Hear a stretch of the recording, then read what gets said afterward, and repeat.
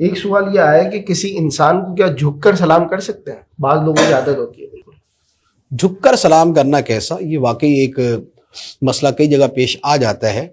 دیکھیں بات یہ ہے کہ ایک ہوتا ہے جھکنا دست بوسی کے لیے، کہ کسی سے سلام لیا اور اس کے ہاتھ چومنے کے لیے جھک گئے، تو یہ جو جھکنا ہے یہاں اصل مقصد جھکنا نہیں ہے، اصل مقصد ہاتھ چومنا تھا جس کے لیے جھکنا پڑا، تو یہ تو جائز ہے۔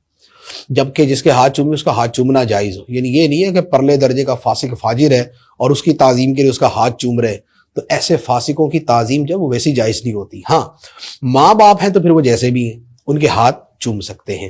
اچھا اسی طرح کوئی دینی معظم آدمی ہے، کوئی عالم دین ہے، کوئی شیخ ہے، پیر ہے، نیک صالح بندہ ہے، اس کے ہاتھ چومے تو وہ جائز ہے، تو اس کے لیے جھکنا بھی جائز ہو جائے گا، یہ جھکنا ضمنی ہوگا۔ دوسرا یہ ہوتا ہے کہ بعض لوگ جو ہے وہ محض تعظیم کے لیے جھکتے ہیں، یعنی سلام لیا اور ساتھ ہی جھک گئے، حالانکہ سلام لینے میں ہاتھوں کا کام ہے، سر کا کوئی کام نہیں۔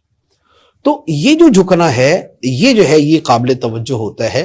اس کے بارے میں حکم یہ ہے کہ کسی کی تعظیم کے لیے اتنا جھکنا کہ حد رکوع تک پہنچ جائے۔ حد رکوع کا مطلب ہے کہ اتنا جھکا کہ اگر ہاتھ بڑھاتا تو گھٹنوں کو لگ جاتے۔ یہ جو جھکنا ہے یہ ناجائز ہے، یہ گناہ ہے، اور اس سے صراحت کے ساتھ حدیث میں منع کیا گیا ہے کہ کوئی شخص اپنے بھائی کے لیے کسی سے ملاقات کے لیے جھکے نہیں۔ تو اتنا جھکنا جو حد رکوع تک ہو یہ جائز نہیں ہے۔ دوسرا اس سے کم جھکنا کہ اتنا تو نہیں جھکا لیکن تب بھی یوں کر رہا، یہ مکروہ ہے، یہ مکروہ تنزیہی ہے، یہ بھی ٹھیک نہیں۔